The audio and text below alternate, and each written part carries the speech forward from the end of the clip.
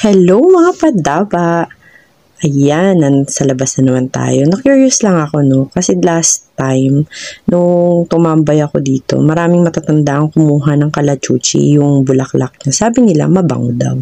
So, dito ako tumatambay kapag nakapasok na yung alaga ko sa swimming class. So, sa isang university siya nag-swimming kasi dito yung coach niya na naka-reserve. So, ayan. Actually, yan. Madami naman siyang upuan. Tapos, doon naman. So, mamimili ka lang kung saan kang komportable.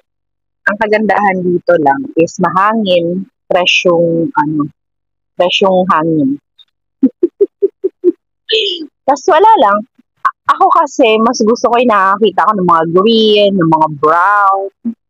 Makakakalikasan kasi ako. So, yun. And, basta masaya kasi kapag nasa nature ka, diba? Kung ako papapiliin, kung mag-window shopping ako o magtambay ako dito, mas pipiliin ko dito ako sa park, sa may mga puno, naririnig mo yung mga huni ng ibon. So, yun. Wala lang. Happy earning, mga padaba.